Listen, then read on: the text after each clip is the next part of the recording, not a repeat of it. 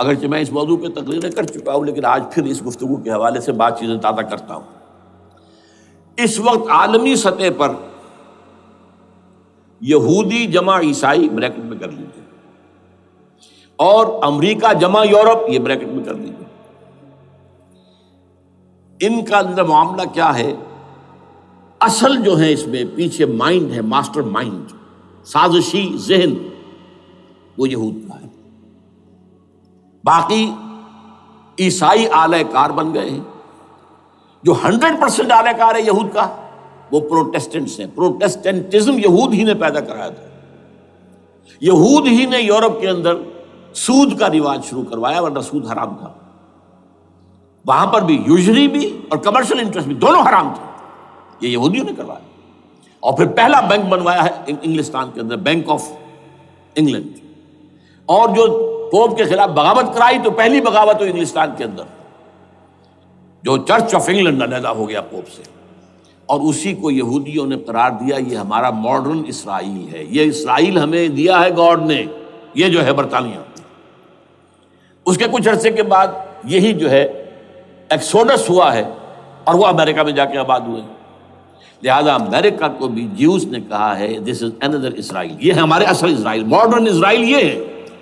اس لیے کہ جو انہیں وہاں پر اقتدار حاصل ہوا ہے، جو قوت حاصل ہوئی ہے، جس قدر دولت انہوں نے وہاں جمع کی ہے، وہاں کے جس طریقے سے جکڑ لیا ہے حکومتوں کو، فرنگ کی رگے جہاں پنجے یہود میں ہے۔ ٹھیک 100 سال پہلے علامہ اقبال یہ مشاہدہ کر کے آ گئے تھے یورپ میں، اور کون دیکھنے والا تھا کہ وہاں کیا ہو رہا ہے، بیہائنڈ دی سین کیا ہے، سامنے کیا ہے، پردے کے پیچھے کیا ہے۔ فرنگ کی رگے جہاں پنجے یہود میں۔ اس وقت فرنگ کا امام تھا برطانیہ، یہ وہ سلطنت تھی جس پر سورج کبھی غروب نہیں ہوتا تھا۔ آج وہ فرنگ کا امام امریکہ ہے۔ یہ برطانیہ تو اب وہ جو ایک نظم ہے کہیں بچپن میں پڑھی تھی، London bridge is going down going down going down, اس کی مثال ہے۔ برطانیہ کی تو کوئی حیثیت ہی نہیں ہے، ورلڈ پاور کی حیثیت نہیں ہے، وہ تو چھوٹا بھائی اس نے بنا رکھا امریکہ نے اپنا، تو اس حیثیت سے جو ہے اس کی کوئی حیثیت ہے، ورنہ کوئی اور حیثیت نہیں۔ بہرحال ان دونوں میں یہ ہے کہ پیچھے ماسٹر مائنڈ، سازشی ذہن، پلاننگ، اسکیم ساری یہودیوں کی۔ اعلی کار امریکہ سب سے بڑھ کر، اس کے بعد برطانیہ، اور اس میں اصل پروٹیسٹنٹس، ان میں بیپٹسٹ، ان میں اس سے بھی آگے بڑھ کر ایونجلسٹ، جن کو کہتے ہیں بورن اگین کرسچنس، جن کو کہتے ہیں نیو کنزرویٹو کرسچنس، یہ تمام اصطلاحات آپ اخبارات میں پڑھتے ہوں گے، ان کو گروپ کر لیجیے۔ یہ اصل اعلی کار، ان کو ایک نیا نام دیا گیا ہے کرسچین زائنسٹ۔ ایک یہودی زائنسٹ ہیں، سارے یہودی زائنسٹ نہیں ہیں، بہت سے یہودی ہیں جو یہ زائنسٹ کے مخالف ہیں۔ چنانچہ میری ہیوسٹن میں ملاقات ہوئی تھی ڈاکٹر وشو گرانڈ، بہت بڑا پروفیسر ایمیریٹس یہودی، لیکن یہ کہ اس نے کہا، بڑے اجتماع میں کہا، ہمارا اجلاس تھا وہاں پر، ہم نے یہ جو ہے بلایا تھا ایک یہودی، ایک عیسائی اور ایک مسلمان، تینوں جو ہیں وہ تقریریں کریں۔ انہوں نے کہا تھا کہ وی آر ناٹ سپورٹنگ اسرائیل۔ اس نے وہ عیسائی جو آیا ہوا تھا پروفیسر، اس کی طرف they are supporting Israel, we are not supporting اسرائیل۔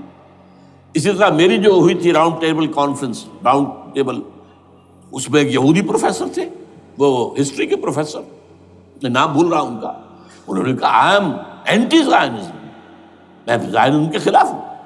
تو زائنزم جو ہے اصل میں ایک سیکولر یہودیوں کی تحریک ہے، اور اس کے سب سے بڑے سپورٹرز کرسچین زائنسٹ وہ امریکہ میں بیٹھے ہوئے۔ تو یہ ہے صورتحال۔ یہ جان لیجئے کیتھولکس جو ہیں یہ اتنے پرو یہودی نہیں ہیں، اب رفتہ رفتہ وہ بھی اس کے اندر آ کر شامل ہو گئے۔ یورپ جو ہے زیادہ Catholics, Roman Catholics, Roman Catholics کا یہ بھی آپ نے جملہ پڑھ سنا ہوگا کہ یہ جو ترکی جو ہے ہمارا ملک، یہ جو کوشش کرتا رہتا ہے گھسنے کی یورپین یونین کے اندر، تو ایک دفعہ جان شراق نے کہا تھا، بڑا پیارا جملہ تھا، why doesn't Turkey understand that we are a Christian club؟ یہ ہماری جو یونین ہے یورپین، یہ تو کرسچین کلب ہے، وہ مسلمان ہے، وہ کس وجہ سے آنا چاہتا ہے اندر، کیوں تو خود داخل ہونا چاہتا ہے؟ why doesn't Turkey understand that we are a Christian club؟ لیکن یہ ہے رومن کیتھولکس، اور ان کا میں بعد میں آپ کو بتاؤں گا۔ یہی آپ کو معلوم ہے کہ یورپ نے عام طور پر اسرائیل کا اتنا ساتھ نہیں دیا جتنا جو امریکہ دیتا رہا ہے، اور کسی درجے میں ان کے دلوں میں سافٹ کارنر جو ہے عرب فلسطینیوں کے لیے بھی رہا ہے، یہ معاملہ ایران کے بارے میں بھی رہا ہے. جس قدر اسٹرانگ ایکشن امریکہ لینا چاہتا ہے یہ جو ہے اس کے ساتھ نہیں ہے. تو یہ تھوڑا سا فرق ہے، وہ میں اس کا ایک بنیاد بعد میں بتا دوں گا آپ کو. بہرحال ان کا ایک جو ایجنڈا ہے وہ دو، سمجھیے کہ دو اس کے نکات ہیں، دو رسیوں کے مانند یہ آپس میں بٹا ہوا ہے. پہلا، عالم اسلام کے مادی اور مالیاتی وسائل خصوصاً تیل پر قبضہ، یہ ان کا دنیاوی اعتبار سے، دولت کے اعتبار سے، وسائل کے اعتبار سے اس وقت کا ایجنڈا ہے.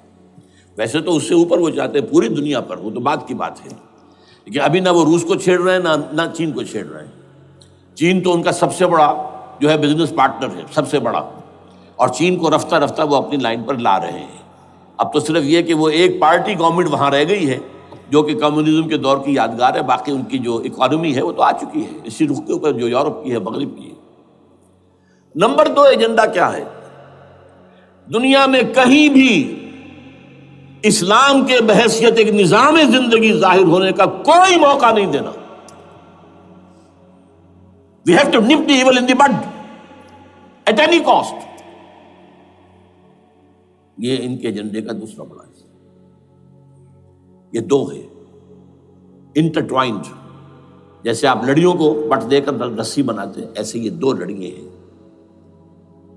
اسلام کا پولیٹیکل سوشو اکنامک سسٹم کہیں نہ آ جائے دنیا میں، ہو نہ جائے آشکارا شر پیغمبر کہیں. یہ ابلیس نے کنکلوڈ کیا ہے، وہ جو ابلیس کی مجلس شورا ہے، ہو نہ جائے آشکارا شر پیغمبر، کہیں ایسا نہ ہو کہ پیغمبر کی شریعت دنیا کے سامنے آ جائے، پیغمبر کا نظام آ جائے.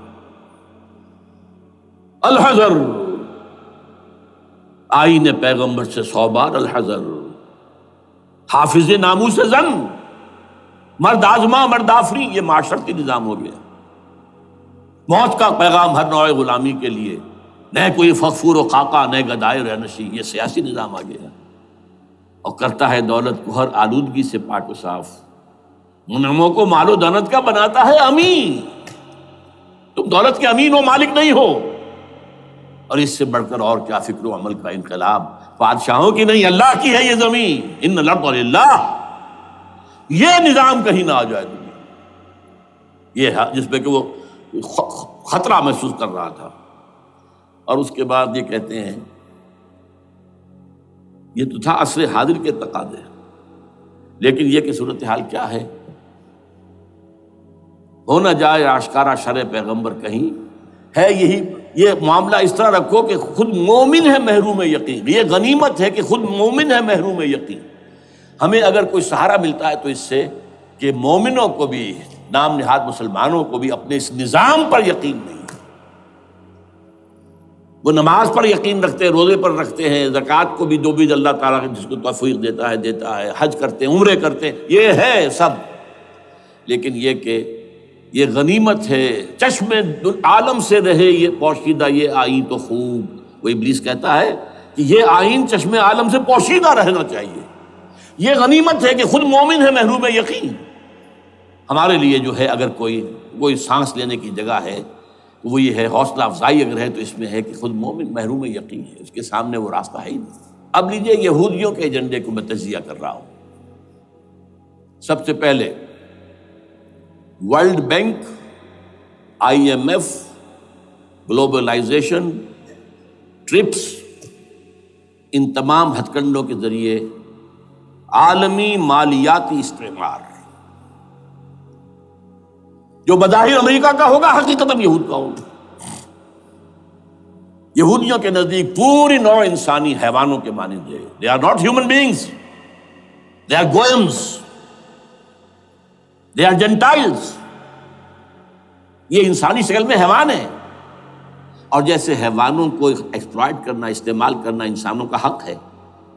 گھوڑے کو آپ باندھتے رہے ہیں نا ٹانگے کے آگے، اور بیلوں سے آپ ہل جتواتے رہے ہیں، تو جیسے یہ حق ہے ایسے ہمارا حق ہے پوری دنیا کے جو ہے وسائل ان کو کھینچے. ہاں جیسے گھوڑے اور بیل کو بھی کچھ نہ کچھ دانا تو ڈالنا پڑتا ہے، چارہ تو دینا پڑتا ہے، تو ان کو بھی کچھ دو. یہ پوری نوع انسانی ورکرز بن کر رہ جائے، حیوان بن جائیں، بالکل شہوت کے غلام بنا دو انہیں، اخلاقی اقدار کا بیڑا غرق کر دو، خاندانی نظام کو تہوبالا کر دو. یہ باقاعدہ جو Protocols of the Elders of the Zion تھے ان سب میں موجود ہے لکھا ہوا، جو 1897 میں انہوں نے پاس کیا اپنا پروگرام بیسل میں، سوئٹزرلینڈ کا ایک شہر ہے. Protocols of the Elders of the Zion. ان کو حیوان بنا دو، بس حیوانوں سے کام لیتے رہو. ہاں ان کی کمائی کا کچھ حصہ ان کے لیے چھوڑ دو، وہ بھی زندہ رہیں، وہ بھی آخر کام کیسے کریں گے، اور اصل جو ہے ملائی کھینچ دو اپنے اس نظام کے ذریعے سے. World Bank, IMF, stock exchange, TRIPS, globalisation, اس کے ذریعے سے عالمی مالیاتی استعمار. نمبر 2، ایک ہے ان کا ایجنڈا، یہ تو عالمی ہے. دوسرا ایجنڈا کیا ہے؟ وہ لوکل ہے. وہ کیا ہے؟ گریٹر اسرائیل کا قیام، جس میں مصر کا سارا زرخیز علاقہ شامل ہوگا، جو ڈیلٹا کا علاقہ کہلاتا ہے اس کا، جہاں کے اس وقت کے بادشاہ نے، حضرت یوسف علیہ السلام کے زمانے کے بادشاہ نے، وہ فرعونہ کے خاندان میں سے نہیں تھا، وہ عرب تھا. عربوں ہی سے کسی وقت کوئی قوم آئی تھی جو کہ مصر پر قابض ہو گئی تھی. اس نے حضرت یوسف کے خاندان کو لا کے وہاں آباد کیا. بہترین جشن کا علاقہ کہلاتا ہے، بہترین. وہ کہتے ہیں ہمارا ہے، ہم رہے وہاں پر کئی سو برس تک رہے. عراق ہمارا ہے، وہاں ہمیں قید میں رکھا گیا، نبوکدنضر لے گیا تھا. عرب کا شمالی حصہ جو ہمارا ہے، وہاں خیبر میں یہودی قلعے تھے، اور وہاں مدینے کے اندر جو ہے 3 قبیلے یہودی تھے جنہیں محمد نے صلی اللہ علیہ وسلم وہاں سے نکال باہر کیا تھا. یہ جارڈن یہ ترکی کا بھی کچھ حصہ ہمارا ہے. باقی پورا لبنان اور پورا فلسطین، یہ سب اس کے اوپر بنے گا ایک greater Israel. This is there local agenda. اور اس کے لیے ضروری ہے ایک بہت بڑی جنگ. ایسے آسانی سے نہیں ہو جائے گا. آرمگیڈون، جس کو حضور نے فرمایا الملحمۃ العظمی، الملحمۃ الکبریٰ، بہت بڑی جنگ، جس کی خوفناکی اور تباہ ناکی کا اندازہ اس سے کیجیے. حضور فرماتے ہیں کہ اگر ایک باپ کے 100 بیٹے یا ایک دادا کے 100 پوتے ہوں گے تو ان میں سے 99 ختم ہو جائیں گے، ایک بچے گا. اور ایک جگہ فرماتے ہیں اتنی اموات ہوں گی، اتنی لاشیں ہوں گی کہ ایک نفاست پسند پرندہ جو ہے، جو گندگی پہ نہیں اترنا چاہتا. ایک تو ہے یہ کوے، چیلیں، گدھ، وہ تو گندگی ہی کی تلاش میں ہے مردار کھانے کے لیے، وہ تو لاشوں کو نوچ رہے ہوں گے. وہ پرندہ جو ہے نفاست پسند پرندہ، وہ نہیں اتر سکے گا، اڑتا اڑتا چلا جائے گا، لیکن لاشوں کا سلسلہ ختم نہیں ہوگا، یہاں تک کہ تھک ہار کر لاشوں پر گر جائے گا. یہ دور نہیں ہے، اس لیے کہ اس پر متفق ہیں یہودی بھی اور عیسائی. پروٹسٹنٹس، عیسائی اس کے اوپر پوری طرح متفق ہیں. آرمگیڈون، جسے آپ 3rd ورلڈ وار کہہ لیں، الملحمۃ العظمیٰ کہہ لیں، الملحمۃ الکبریٰ کہہ لیں حضور کے الفاظ میں، یہ آئے گی. اس کے نتیجے میں گریٹر اسرائیل بنے گا. نمبر 3، پھر بنے گا 3rd ٹیمپل، جو ٹائٹس نے گرا دیا تھا 70 میں، سن 70 عیسوی، جسے گرے ہوئے کتنا عرصہ ہو گیا؟ 2008. اندازہ کر لیجئے 1800 کتنے برس ہو چکے. وہ دوبارہ بنائیں گے 3rd ٹیمپل، اور اس کے لیے مسجد اقصیٰ کو گرائیں گے، اور ڈوم آف دی راک، قبۃ الصخرہ، وہاں لا کر پھر اس میں کنگ ڈیونز تھرون لا کے رکھا جائے گا. یہ بھی میرے علم میں پہلی مرتبہ اسی ٹرمپٹ کے اشارے سے آیا. وہ کیا ہے؟ حضرت داؤد کا. آج سے کتنے 1000 سال پہلے کی بات ہے، اندازہ کیجیے. 1000 قبل مسیح، اور یہ اب 2000 ہو گیا عیسوی، 3000 برس تو ہو گئے. وہ کیا تھا؟ ایک پتھر تھا جس پر بٹھا کر حضرت داؤد کی تاج پوشی کی گئی تھی. پھر اسی پر حضرت سلیمان کی تاج پوشی ہوئی، پھر اسی پر ان کے بادشاہ آتے رہے، تاج پوشی ہوتی گئی. ٹائٹس نے جب گرایا ہے سن 70 عیسوی میں، یروشلم کو برباد کیا، 1,33,000 یہودی ایک دن میں قتل کیے، ایک دن میں، باقی نکال دیا، بھاگ جاؤ یہاں سے. اس کو کہتے ہیں diaspora, that started in 70 AD. یہ منتشر ہو گئے، جس کا جہاز سنگھ سمایا چلا گیا، یورپ میں چلے گئے، شمالی افریقہ میں، مسلمان ملکوں میں، انڈیا میں آ گئے، ایران میں آ گئے، سب جگہ وہاں سے نکال دیے گئے، ڈایاسپورا۔ بہرحال وہاں سے وہ ٹائٹس وہ پتھر لے گیا، وہ روم میں لے گیا، روم سے کسی طرح وہ آئرلینڈ پہنچ گیا۔ آئرلینڈ پیور کیتھولک ملک ہے، آپ کو معلوم ہوگا، اور وہاں پر پروٹیسٹنٹس کی اور کیتھولکس کی جنگیں ہوتی رہتی ہیں۔ کبھی بھی شیعہ سنی مسلمانوں کی اس طور سے خانہ جنگی نہیں ہوئی ہے جیسے کہ وہاں ان دو عیسائیوں میں کیتھولکس اور پروٹیسٹنٹس میں ہوتی ہیں۔ وہ رومن کیتھولک ملک ہے بیچ میں۔ وہاں سے وہ انگلینڈ میں آیا، انگلینڈ میں جب آ گیا، بلکہ وہاں سے اسکاٹ لینڈ سے انگلینڈ میں پھر اس کو ایک کرسی کے اندر اس کی سیٹ کی حیثیت سے بنا کر ایک تھرون کی شکل دے دی گئی، اور وہ جو ویسٹ منسٹر ایبے ہے، برطانیہ کے پارلیمنٹ کے ساتھ جو چرچ ہے ویسٹ منسٹر ایبے، وہاں اس کو لا کے رکھ دیا گیا۔ اس وقت سے برطانیہ کے بادشاہوں اور ملکاؤں کی تاج پوشی وہاں ہوتی ہے۔ تو ایک یہ ہے کہ پھر اس کو لا کر وہاں رکھیں گے۔ اب یہاں سے اختلاف ہے، یہ نوٹ کر لیجیے۔ یہاں تک عیسائیوں کا یہودیوں کا ایجنڈا ایک، یہاں اختلاف ہے۔ یہودیوں کے نزدیک ان کا مسیح آئے گا اور وہ وہاں بیٹھ کر پوری دنیا پر راج کرے گا۔ وہ مسیح جس کی خبر دی گئی تھی شروع کی کتابوں میں، جو تورات کی ابتدائی کتابیں ہیں، وہ تو حضرت مسیح کی شکل میں آ گئے۔ دی پروفیسی واز فلفلڈ۔ یہودیوں نے نہیں مانا، انہیں تو قرار دیا جادوگر ہے، کافر ہے، مرتد ہے، ولد الزنا ہے، اور اپنے بس پڑتے سولی پر چڑھوا دیا۔ وہ دوسری بات ہے، اللہ نے کیا کیا وہ ایک علیحدہ مسئلہ ہے۔ چنانچہ یہ کہ دی سچویشن از ویکنٹ، وہ مسیحا کی جگہ ابھی باقی ہے ان کی، and they are waiting for ہم۔ تو وہ آئے گا اور وہ یہاں اس تخت داؤد پر بیٹھ کر پوری دنیا پر حکومت کرے گا۔ عیسائیوں کا کہنا کیا ہے کہ در حقیقت حضرت مسیح نازل ہوں گے، سیکنڈ کمنگ آف جیسس، جس کو ہم بھی مانتے ہیں۔ اگرچہ ہوگا کیسے، حالات و واقعات کا کیا ہمارے نزدیک رنگ ہے وہ کچھ مختلف ہے، وہ میں اس کو بیان نہیں کر سکتا۔ حضرت مسیح علیہ السلام پھر اس تخت پر بیٹھیں گے ان کے عیسائیوں کے مطابق۔ چنانچہ پوپ جو مر گیا ہے، پال سیکنڈ، اس کو یہ ٹرمپٹ والے کہتے ہیں شیطان، اور ان کا کہنا یہ ہے کہ اس شیطان نے the old ancient holy Roman empire کو ریوائیو کیا ہے یونائٹڈ یورپ بنا کر، اور ان کا مقصد کیا ہے کہ یہ فلسطین میں ایک رومن کیتھولک حکومت قائم کرنا چاہتے ہیں۔ یہودی اپنی حکومت چاہتے جو ہے، اور وہ اپنی حکومت چاہتے ہیں۔ یہ ان کا کہنا ہے، یہ میں نہیں جانتا کہ اس میں کس حد تک ان ایک دوسرے پر الزام درست ہے۔ لیکن جیسے کہ آپ کو معلوم ہے کہ انڈونیشیا کے اندر بھی ہوا تھا، ایک جزیرے کو تقسیم کر دیا، ایک حصہ جو ہے اس کا وہ رومن کیتھولک ریاست بن گیا ہے۔ شاید نائجیریا میں بھی اس طرح کا معاملہ ہوا ہے کچھ تھوڑے علاقے کے اندر، وغیرہ وغیرہ۔ تو یہ ہے، لیکن بہرحال یہ ان کا۔ عیسائیوں کا معاملہ کیا ہے؟ میں نے جیسا کہ بتایا کہ یہ تو اس ایجنڈے کے اندر متفق ہے، اور عیسائی بھی ورلڈ ڈومینیشن، مالیاتی جو ہے استعمار، اس کے لیے کوشاں ہیں۔ لیکن ان کے نزدیک حضرت عیسیٰ ابن مریم آئیں گے علیہ الصلوۃ والسلام، اور وہ حکومت کریں گے۔ اس پورے ڈرامے کا اسکرپٹ پورا یہودیوں کا لکھا ہوا ہے، اور انہی کی سازش اس پورے ڈرامے کے پیچھے ہے۔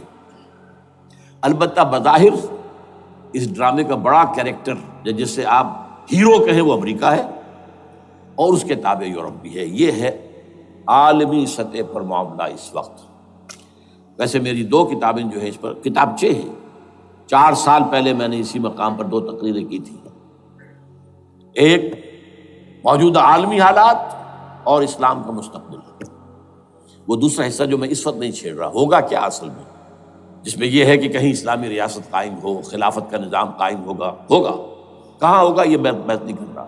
حضرت مہدی کا ظہور ہوگا، وہ آئیں گے عرب کے اندر۔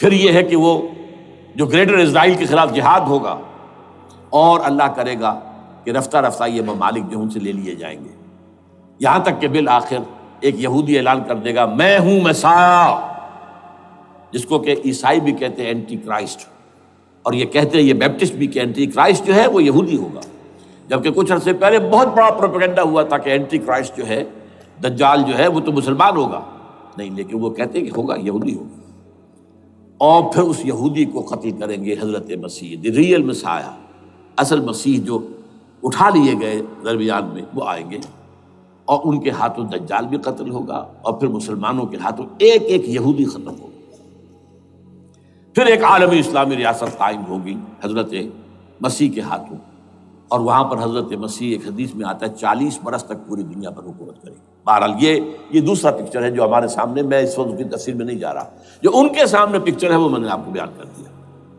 اب اس میں تجزیہ کیجئے افغانستان پر حملے کا اصل سبب، جو میں نے دو بتایا نا، دو لڑیاں ہیں ان کے ایجنڈے کی، ایک اسلام کہیں ظاہر نہ ہو جائے، اسلام کا نظام ظاہر نہ ہو جائے، اور ایک مسلمانوں کے مالیاتی خاص طور پر تیل کے وسائل پر قبضہ۔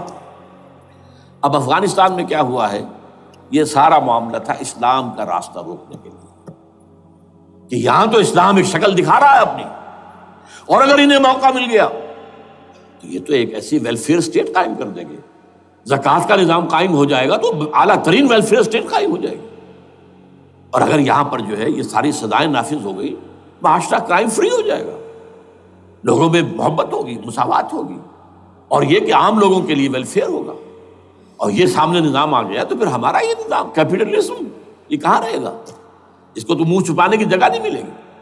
لہذا افغانستان پر حملے کا اصل موٹو یہ ہے۔ البتہ یہ ساتھ ہی یہ بھی تھا کہ افغانستان کے راستے سے سینٹرل ایشین سٹیٹس جو ہیں ان سے پائپ لائنیں لا کر، اور وہ پھر کہیں گوادر کے آس پاس سمندر تک لائے جائے، تاکہ ہم وہاں کے جو ہے ڈرین کر سکیں جو تیل اور گیس کے ذخائر ہیں سینٹرل ایشین سٹیٹس کے اندر جو مسلمان سٹیٹس ہیں، تو اس کے لیے راستہ جو ہے وہ لینا چاہتے تھے افغانستان سے۔ اب وہ جہاں تک افغانستان کا تعلق ہے تو ان کے قبضے میں ہے، جب چاہیں کر لیں۔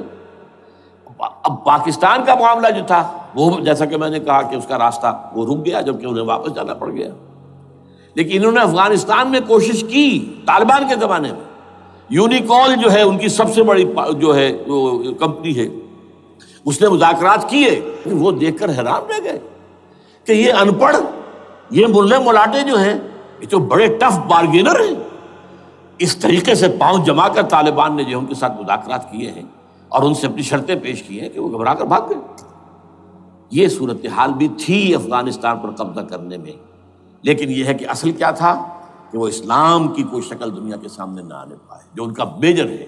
اسی لیے پورا عالم کفر جمع ہے، امریکہ، یورپ، روس، چین، سب جمع ہے، بھارت تو ہے ہی ہے، یہ سب جمع ہے۔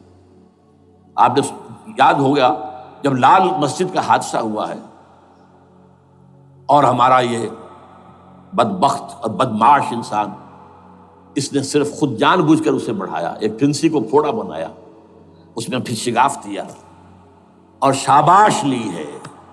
امریکہ سے شاباش آ گئی، نیٹو سے شاباش آ گئی، رشیا سے شاباش آ گئی، چائنا سے شاباش آ گئی۔ وہ چونکہ محسوس کر رہا تھا کہ اندرون ملک تو میری اب کشتی ڈگمگا رہی ہے، ڈاماڈول ہے، I have to have more support from outside, اور for that I have to do it۔ کہ دیکھو میرے عین قلب میں پاکستان کے یہ پھوڑا نکل آیا تھا، یہ بنیاد پرستی کا اور یہ شدت پسندی کا اور یہ تنگ نظری کا اور یہ فلاں کا، یہ دہشت گردی کا، اور میں نے دیکھو کیسے اس میں چیرا دیا ہے، کتنے لوگوں کو ختم کر دیا ہے۔ اچھا، اس میں یہ بھی ذہن میں رکھیے کہ افغانستان کے بارے میں یہودیوں کے علم میں ہے کہ حضور کی حدیثیں کیا ہے۔ حضور کی حدیث ہے یخرج من خراسان رایات سود، خراسان کے علاقے سے کالے جھنڈے لے کر فوجیں چلیں گی، لا یردھا شیء، کوئی طاقت ان کو رخ نہیں موڑ سکے گی، حتیٰ تنصب بیلیا، یہاں تک کہ وہ آ کے بیت المقدس میں جھنڈے گاڑ دیے جائیں۔ دے نو اٹ، یہ جان لیجیے، یہ لوگ پڑھے لکھے لوگ ہیں۔ میں آپ کو ایک واقعہ سناتا ہوں۔ جب 1967 میں یہودیوں کو فتح ہوئی بہت بڑی، اور پورا یروشلم اب ان کے قبضے میں آ گیا، ایسٹ یروشلم جو کہ ابھی جارڈن کے قبضے میں تھا، تو جب موشے دایان تھا وہ کانا، وہ داخل ہوا فاتح کی حیثیت سے، تو اس کے ساتھ ایک ربائی تھا بہت بڑا، چیف ربائی یہودیوں کا بہت بڑا عالم، اور وہ رو پڑا، تھا تو فتح کا وقت، خوشی کا، رویا۔ So this is the beginning of the end, یہ الفاظ آئے اخبارات کے اندر. گویا کہ اب یہ آخری ڈرامہ جو ہے شروع ہو گیا ہے. وہ آخری ڈرامہ انہیں معلوم ہے ان کی تباہی پر ختم ہونا ہے. اس میں حضرت مسیح کے نزول کے بعد یہ ٹرمپٹ والا بھی لکھتا ہے کہ 80% یہودی قتل ہو جائیں گے. اور میں سمجھتا ہوں کہ 20% اگر صحیح ہے اس کی بات تو وہ ہوں گے جو اب حضرت مسیح پر ایمان لے آئیں گے. باقی 80% اپنے اس کفر پر اڑے رہیں گے اور قتل ہوں گے. اسی طرح حضور کی ایک حدیث ہے کہ جب یہودیوں کا قتل عام ہو رہا ہوگا اگر مسلمان قتل کریں گے تو اگر کسی درخت کے پیچھے یہودی چھپا ہوگا تو درخت پکارے گا اے مسلمان، یا عبداللہ آؤ ادھر، یہ میرے پیچھے یہودی چھپا ہوا، قتل کرو اسے. کسی پتھر کے پیچھے چھپے گا تو پتھر بولے گا سوائے ایک درخت غرقد کے، کہ غرقد یہودیوں کا درخت ہے، وہ پناہ دے گا. اور آج اسرائیل میں سب سے بڑی پلانٹیشن غرقد کی ہے. They know it. اسی لیے افغانستان، خراسان، یہ افغانستان کا ہارٹ ہے افغانستان. اور یہ بھی جان لیجئے ہمارا جو مالاکنڈ سے اوپر کا علاقہ ہے یہ بھی خراسان کا حصہ ہے، اولڈ خراسان، جیسے گریٹر خراسان کہا جاتا ہے ہسٹری میں. ایک میں نے ایرانی سے پوچھا تھا اس کے بارے میں تو اس نے کہا خراسان ہمارا ایک صوبہ ہے. میں نے کہا وہ تو مجھے معلوم ہے، جس کا دارالخلافہ مشہد ہے اور یہ ان کا مقدس شہر ہے، وہ تو اسے مکے کی طرح سمجھتے ہیں. بہرحال میں نے کہا میں پوچھ رہا ہوں پرانا خراسان بزرگ. تو خراسان بزرگ کا انہوں نے بتایا پورا افغانستان اس میں شامل.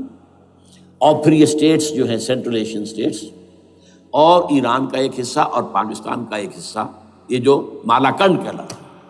اور یہ بڑی معنی خیز بات ہے کہ وہیں مالاکنڈ سے تحریک چلی ہے جو اصل تحریک ہے طالبان پاکستان، وہ سوات سے چلی ہے. بہرحال اس وجہ سے، اس پہلو سے یہ جو ہے افغانستان پر حملے کا سب سے بڑا سبب وہ تھا.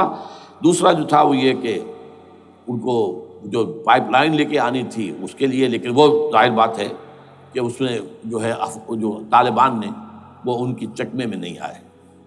اس پر ایک کتاب ہے کہ جو انگریزی میں ہے عابد اللہ جان کی، Afghanistan the genesis of the last crusade. Afghanistan سے آخری صلیبی جنگ کا سلسلہ شروع ہو رہا ہے. بہت جو ہے چشم کشا ہے، معلومات افزا ہے، انگریزی میں ہے. اچھا عراق میں معاملہ برعکس تھا. عراق میں تیل کا معاملہ بھی تھا تو وہ صرف امریکہ کا تھا. جو یورپ ہے وہ زیادہ تر کیسپین کے ایریا کے تیل کی طرف نگاہیں رکھتا ہے. یہ جو ہے یہ اصل میں سارا جو ہے یہ امریکہ کا معاملہ ہے. اور دوسری طرف یہ کہ یہاں کو مذہبی سلسلہ نہیں تھا، حالانکہ تھا، وہ یہودیوں کا تھا. وہ کیا تھا؟ Extension, first step towards the establishment of greater Israel. یہ بات اچھی طرح سمجھ لیجیے. یہاں پہ تیل کا معاملہ بھی میں نے کہا تھا نا، دو لڑیاں ہیں جو چل رہی ہیں. تیل کا معاملہ یہاں خاص طور پر عراق کے اندر زیادہ، افغانستان میں بہت کم. لیکن یہ کہ یہاں پر بھی جو اصل ہے بیہائنڈ دی سین، جو اصل چیز کیا ہے کہ گریٹر اسرائیل کے قیام کی طرف پہلا قدم. میں یاد دلاتا ہوں آپ کو، جب فرسٹ گلف وار ہوئی تھی جس میں عراق کا بھرکس نکال دیا گیا تھا، اس کے اختتام پر کہا تھا شوارز کرافٹ، جو ان کا کمانڈر ان چیف تھا الائڈ فورسز کا، اس نے صاف کہا تھا، مجھے آج تک ایک لفظ یاد ہے، We fought this war for the protection of Israel.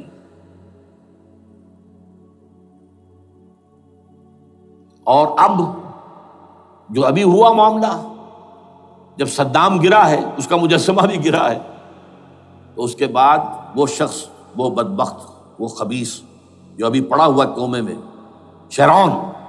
Sharon نے کہا تھا ان قریب عراق پر ہماری حکومت ہوگی. اور اس سے پہلے تو ہم صرف عراق میں سے یوفریٹس تک کا علاقہ مانگتے تھے، دریائے فرات تک کا. اب ہمارا مطالبہ یہ ہے کہ ہم تو در حقیقت دجلہ تک جائیں گے، دجلہ، تاکہ پورا کا پورا جو فرٹائل جو دو آبا ہے دجلہ اور فرات کے درمیان کا بہترین علاقہ، وہ سارا ہمارے پاس. اس سے آپ اندازہ کر لیجیے کہ یہ دونوں چیزیں جو ہیں دونوں جگہ موجود ہیں. وہاں مذہبی زیادہ ہے افغانستان کا، لہذا یہاں بہت بڑی جو ہے کولیشن بن گئی. عراق میں تو وہ کولیشن نہیں بن سکی.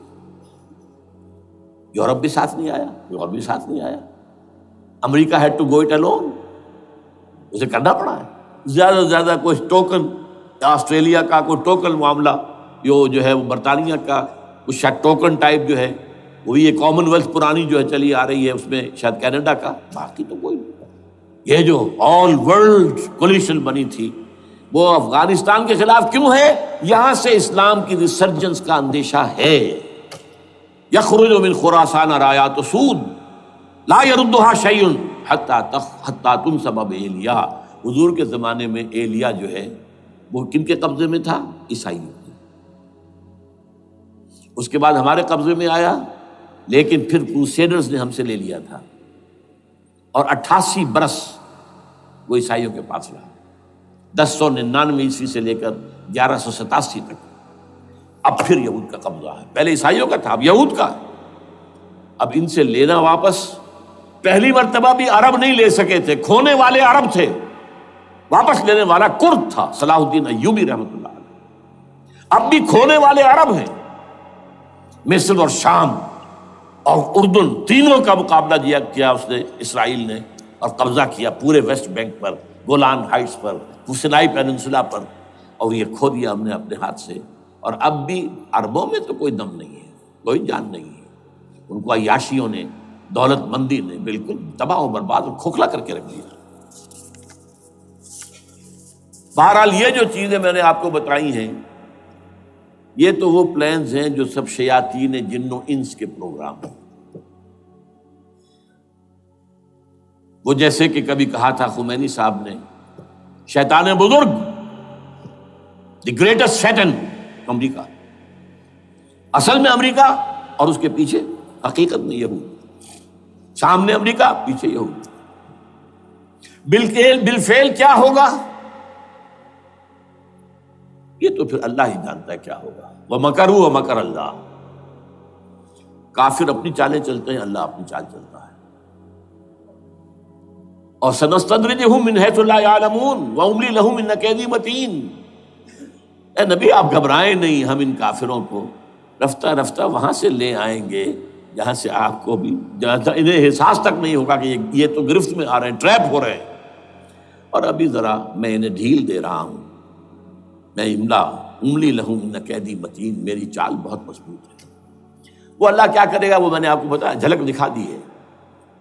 انشاءاللہ اسی علاقے میں پاکستان اور افغانستان، اور اس کا ہارٹ ہوگا یہ پشتونستان، سرحد اور مشرقی افغانستان مل کر پشتونستان، پشتون اسی مشرقی اس میں ہے، پاکستان کا مغربی صوبہ ہے، شمال مغربی سرحدی صوبہ، یہ ہارٹ، اور پھر پاکستان اور افغانستان، انشاءاللہ یہی ہوگا۔ اور پھر یہ کہ یہاں سے فوجیں جائیں گی جو حضرت مہدی کی حکومت جمائیں گی عرب کے اندر۔ عربوں میں جان نہیں ہے کہ وہ مہدی کی حکومت کو جما سکے۔ یخرج ناس من المشرق یؤتون للمہدی یعنی سلطانہ، مشرق کی طرف کے کسی ملک سے فوجیں آئیں گی جو مہدی کی حکومت قائم کریں۔ عربوں میں دم نہیں۔ بہرحال ہوگا کیا، وہ میں نے کہا کہ یہ تو اللہ کے ہاتھ میں ہے۔ اب یہ کہ کرنا کیا چاہیے، یہ ہے میری تقریر کا آخری حصہ۔ دیکھیے ذوالفقار مرزا نے جو کچھ کہا اور سید قائم علی شاہ نے، میں خوشائند سمجھتا ہوں کہ طالبانائزیشن اور ہے، اسلامائزیشن اور ہے، ٹھیک ہے، چلی آواز مکے اور مدینے۔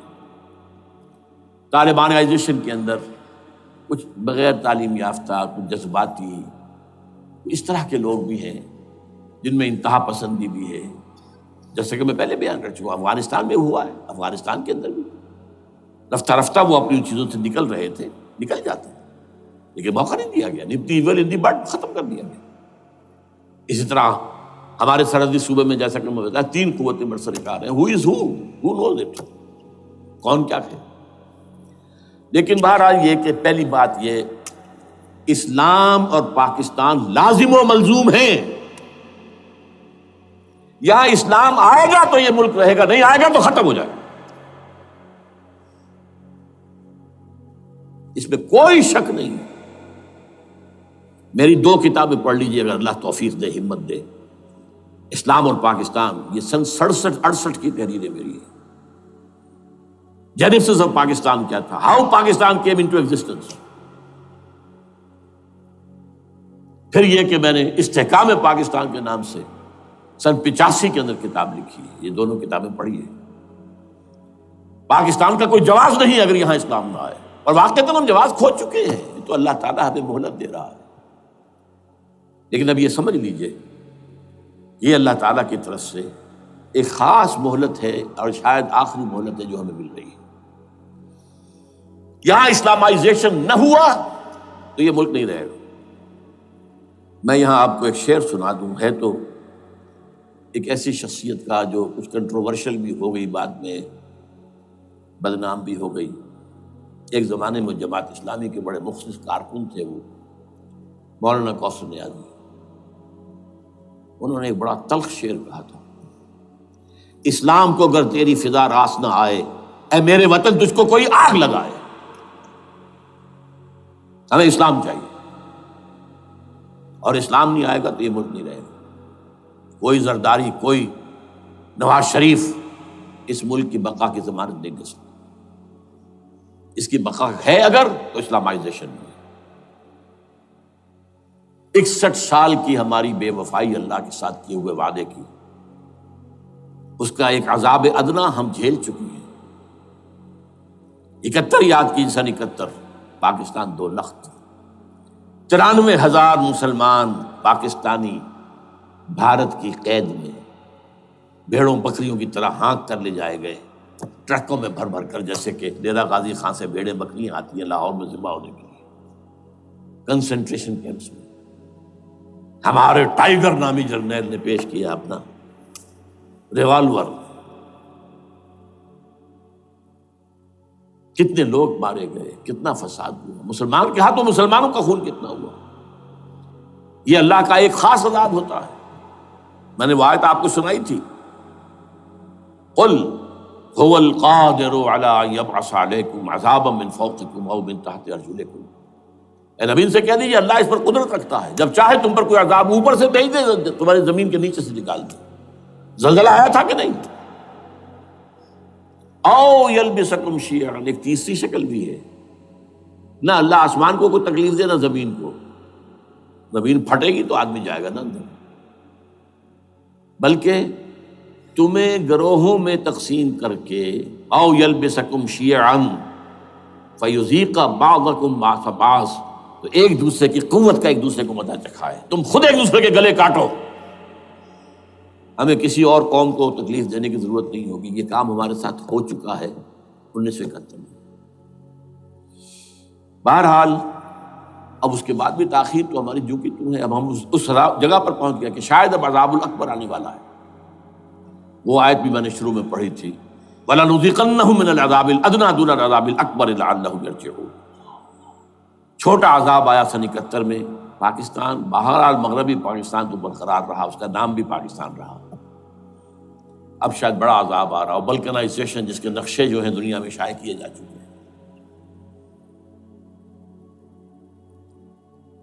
اور اس اسلامائزیشن کے لیے جو میں کہہ رہا ہوں کہ اس کے بغیر یہاں پاکستان نہیں رہے گا، اس کے لیے اس کی جو دستوری، تدریجی، قانونی، پرامن اگر راستہ اختیار نہ کیا گیا تو ملیٹنسی بڑھے گی، یہ رکنے والی نہیں ہے۔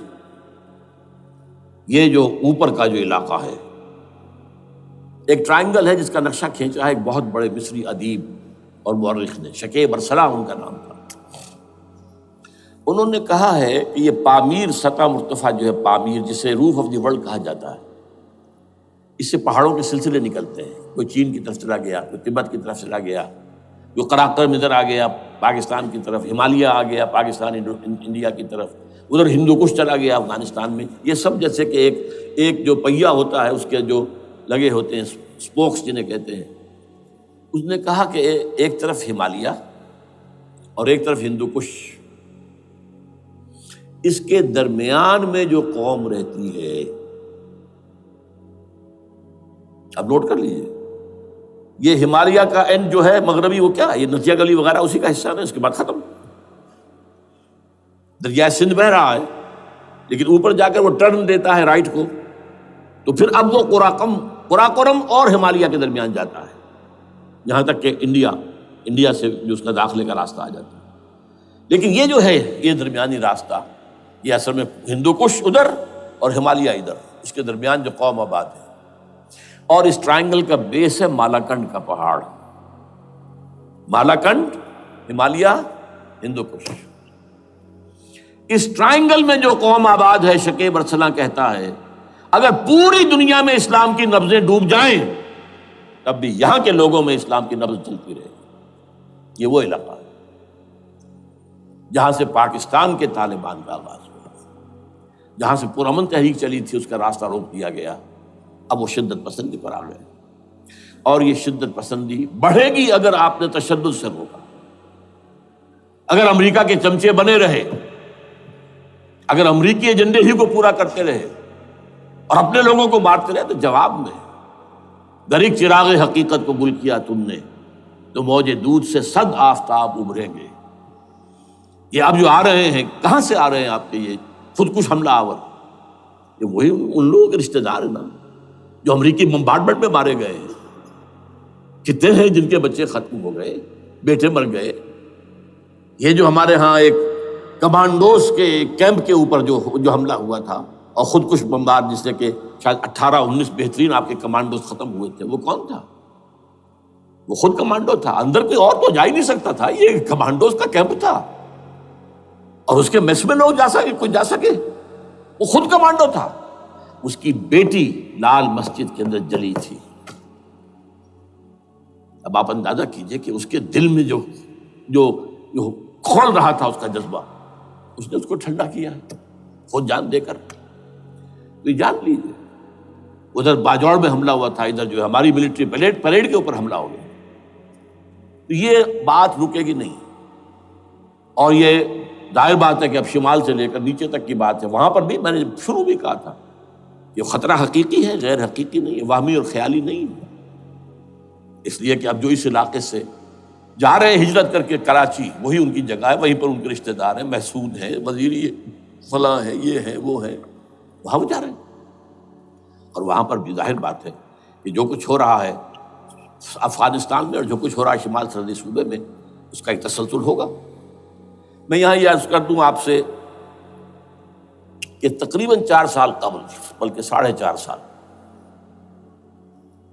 میں انتہائی مایوسی کو پہنچ چکا تھا کہ پاکستان کا وجود باقی نہیں رہے گا. میں نے یہی تقریر کی ہے 29 فروری سن 2004 کو اسی جگہ. پاکستان جواز کھو چکا. یہ اسلام کے نام پر تھا. ویئر از اسلام؟ جو اسلام یہاں وہ تو بھارت میں بھی ہے، وہ تو امریکہ میں بھی ہے. وہ کہاں ہے اسلام کا سیاسی نظام، اسلام کا تعزیراتی نظام، اسلام کا کرمنل لا، اسلام کا سول لا، اسلام کے فیملی لاز کہاں بنائے تھے اس شخص نے جو فیلڈ مارشل بنا تھا خود ساختہ، جو اس نے قوانین بنائے تھے. تمام علماء نے کہا تھا، تمام مکتبہ فکر کہ غلط ہے. تحریک کوئی نہیں اٹھائی، یہ ان کی غلطی تھی، کوتاہی تھی. جمہوریت کی تحریک میں شامل ہو گئے، اس پر کوئی تحریک نہیں چلائی. بہرحال وہ نظام کہاں ہے؟ وہ نظام تو قائم نہیں کیا. اس حوالے سے یہ اپنا جواز کھو چکا ہے.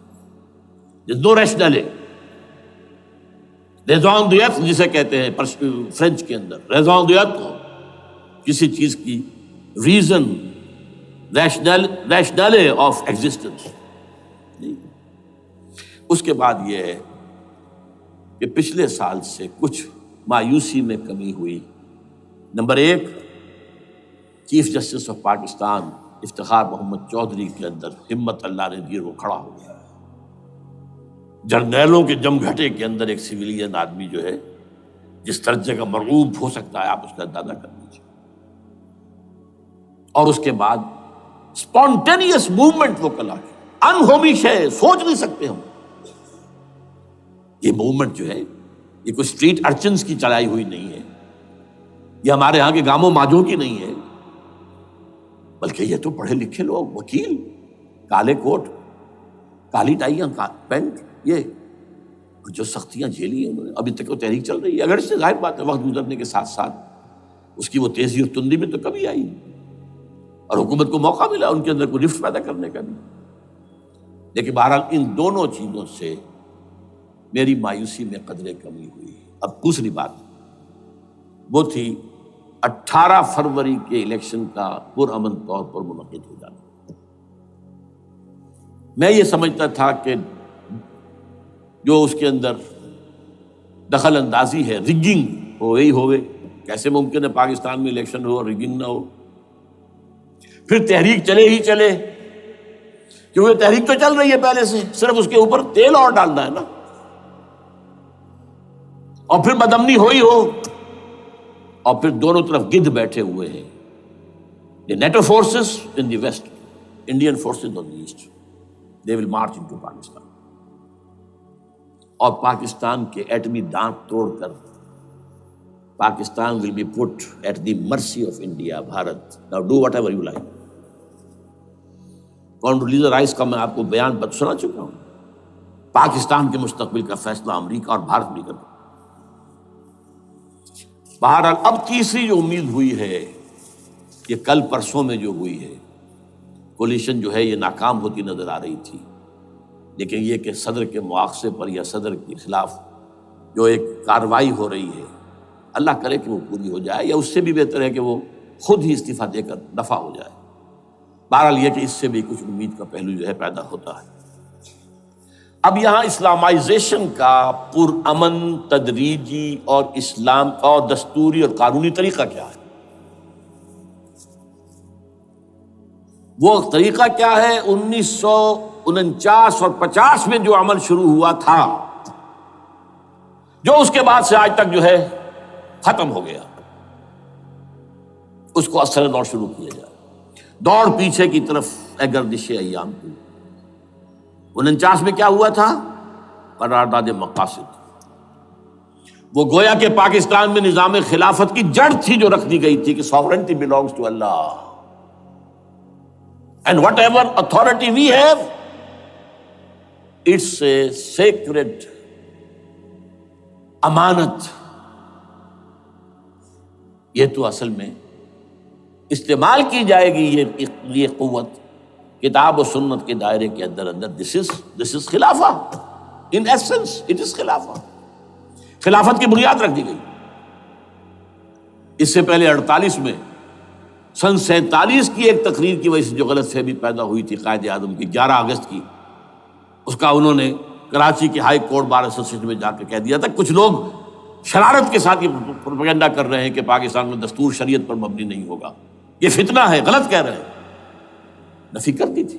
اب یہ دوسری بات ہے کہ اندھوں کے اندھے جو ہیں وہ اس 11 اگست کی تقریر کو لیے پھرتے ہیں، اس کے ایک جملے کو، اور یہ اتنی کھلی بات جو کی، شریعت کا لفظ، شریعت، پاکستان کا دستور جو سمجھتا ہے کہ شریعت پر نہیں مبنی ہوگا وہ غلط کہتا ہے، وہ شریر ہے، شرارت پیدا کر رہا، یہ قائد اعظم کے الفاظ۔ بہرحال اس کے بعد ایک عمل کیا ہوا تھا سن 50 میں، یہاں کے سیکولر عناصر نے ایک بڑا شور مچایا، کس کا اسلام لاؤ گے؟ شیعہ کا، سنی کا، دیوبندی کا، بریلوی کا، وہابی کا، کس کا اسلام؟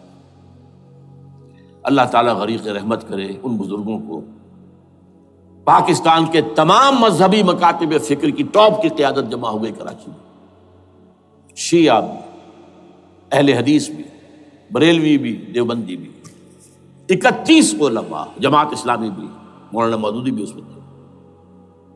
انہوں نے 22 پرنسپلز ایگریڈ اپون، دستور بنانے کے لیے 22 پرنسپلز ہیں، حاضر ہیں، بناؤ دستور۔ اب کوئی دلیل نہیں رہی، کوئی عذر نہیں رہا، تمام مکاتب فکر کے لوگ جمع۔ بعد میں ہوا کیا ہے، اس میں کس کا کتنا رول ہے، یہ بڑی درد بھری داستان ہے، میں اس وجہ کو چھیڑنا نہیں چاہتا۔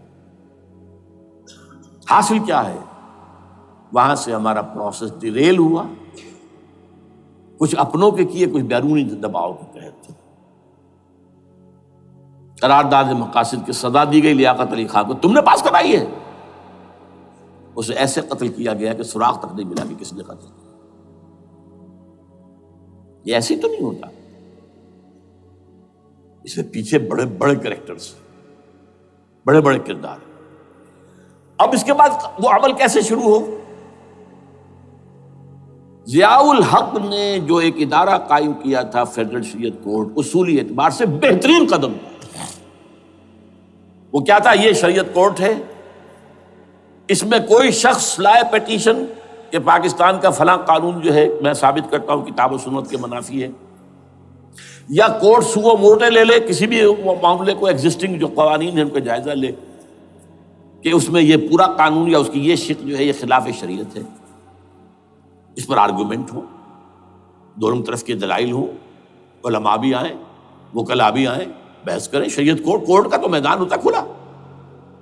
بالآخر اگر کورٹ فیصلہ دے دے کہ ہاں یہ ایگزسٹنگ قانون یا جو قانون قابل زیر غور ہے بننے جا رہا ہے یہ خلاف شریعت ہے یا جزوً شریعت کے خلاف ہے، تو وہ اسے کینسل کر دے گا اور کہہ دے گی کورٹ کہ اگر یہ مرکزی معاملہ ہے تو مرکزی حکومت، صوبائی معاملہ تو صوبائی حکومت، اتنی مدت میں 3 4 6 مہینے کے اندر اندر اس کی آلٹرنیٹ لیجسلیشن کر لے، جیسے ہی مہلت ختم ہوگی یہ قانون ڈیفنکٹ ہو جائے گا۔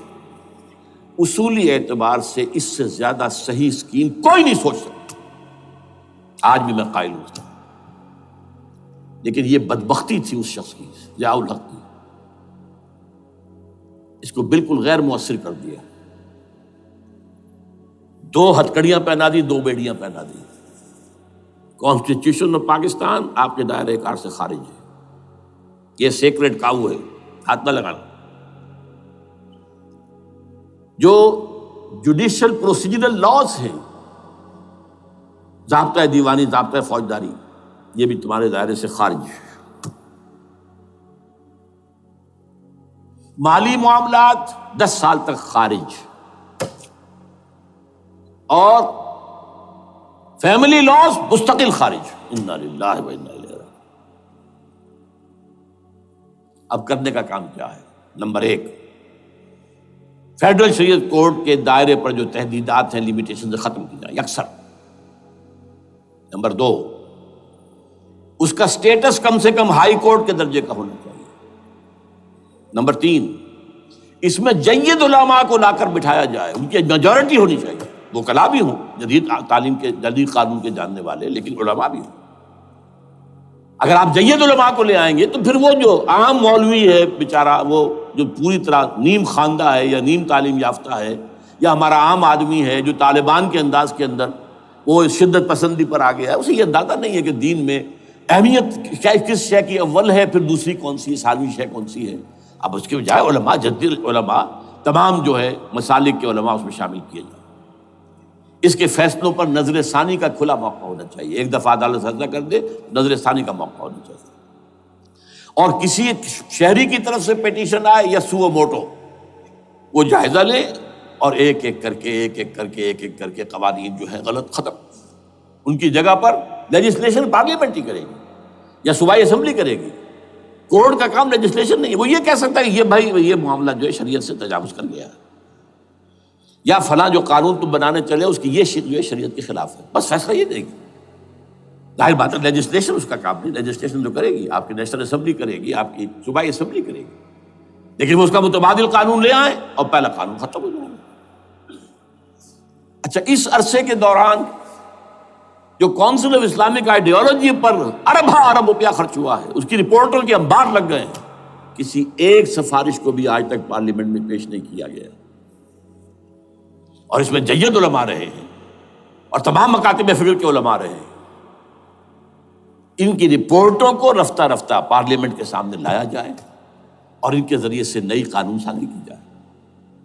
اگر آپ یہ قانونی دستوری راستہ کھول دیں گے اور تجدیداً اس طریقے سے Islamisation of laws of Pakistan ہو جائے، تو ظاہر بات ہے کہ پھر جو دہشت گرد ہیں، دہشت پسند ہیں، جن کو آپ خطرہ کہہ رہے ہیں، خطرہ، طالبان آنند، طالبان آ گئے، طالبان آ رہے ہیں، اب ڈرو اور بچو اور مقابلے کی تیاری کرو اور اسلحہ تیار کرو، اگر یہ کام کریں گے تو پھر ظاہر بات ہے کہ وہ تو فساد ہوگا، اور فساد کا نتیجہ کیا نکلے وہ اللہ ہی بہتر جانتا ہے۔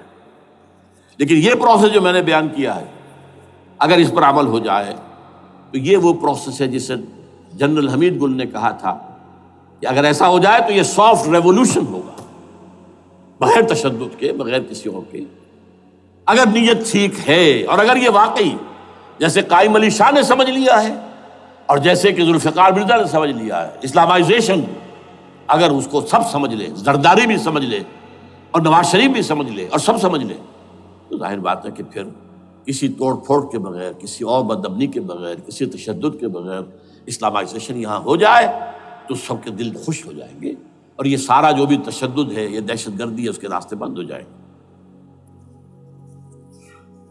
اگر ایسا نہیں کرتے تو غیر تعلیم یافتہ یا نیم تعلیم یافتہ، جن کو کوئی پورا تصور نہیں ہے، نہ دنیا کے حالات کا علم ہے، نہ شریعت کے جو اصل مصادر اور منابع ہیں، اصل سورسز، ان تک رسائی ہے، بس کچھ چیزیں سن رکھی ہیں۔ یہ تو معلوم ہے انہیں کہ داڑھی رکھنی ہے، سنت ہے، لیکن یہ کہ یہ فرض تو نہیں ہے بھائی، پھر اس کی کوئی خاص مقدار تو معین نہیں ہے، یہ تو نہیں جانتے۔ ویڈیوز ہیں، آڈیوز ہیں، ان میں گانے ہیں، اس میں آپ کو معلوم ہے کہ عریانیت ہے، جو بھی ویڈیوز ہیں، اور وہ تو ان کو جلائیں گے ان کی دکانوں میں۔ آپ تعلیم دے رہے ہیں لڑکیوں کو، وہ جانتے ہیں جو تعلیم آپ دینا چاہتے ہیں، آپ تو ڈانس کی تعلیم کو بھی وہاں پر نافذ کر رہے ہیں۔ آپ نے تو تعلیم کا شعبہ ہی دے دیا اسماعیلیوں کے ہاتھ میں، لہذا ان کا تو رد عمل ہوگا، ہوئے۔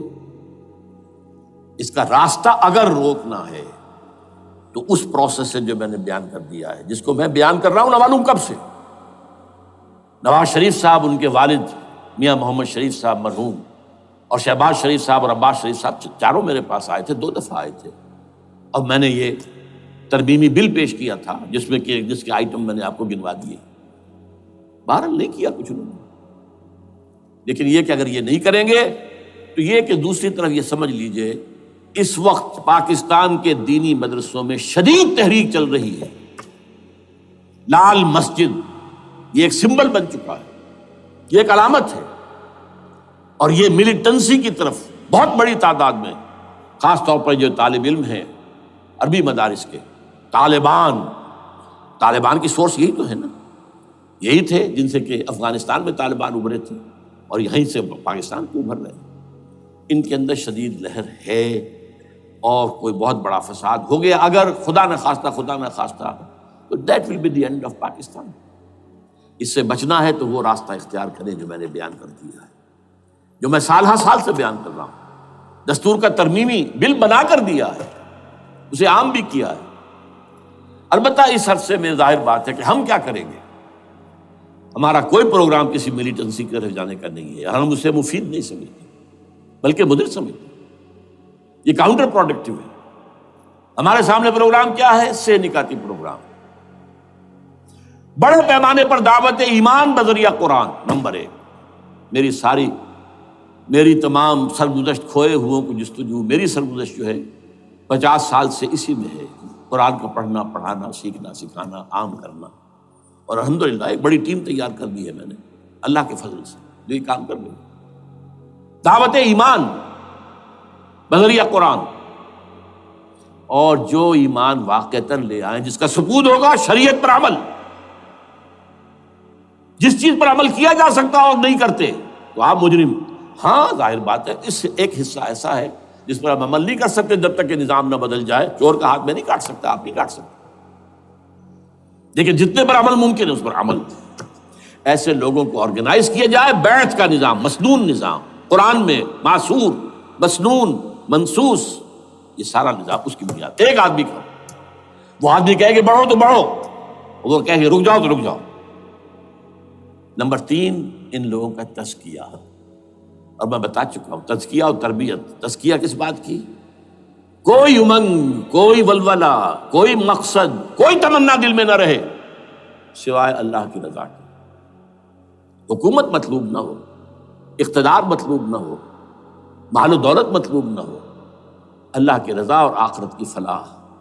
ہر تمنا دل سے رخصت ہو گئی، حضرت مجنون کا مصرع، اب تو آ جا، اب تو خلوت ہو گئی، اے اللہ تو آ جا میرے دل میں، میرے دل سے ہر تمنا نکل چکی ہے، خلوت ہے۔ اور تربیت کس کی؟ کہ تیاری ہو جائے اس بات کی کہ تن من دھن سب لگا دیں گے، جان بھی دے دیں گے جب موقع آئے۔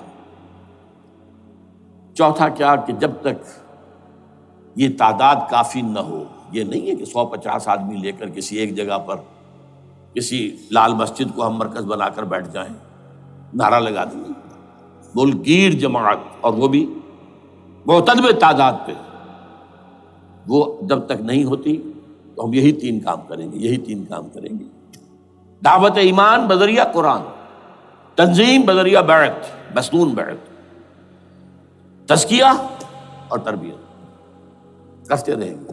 بانشہ درویشی در ساز دمادم زن، یہی کام کرتے رہو، نو ملیٹنسی، نو الیکشنز۔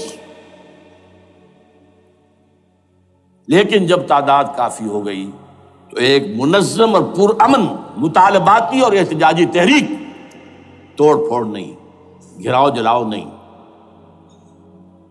جیسے گاندھی نے شروع کی تھی،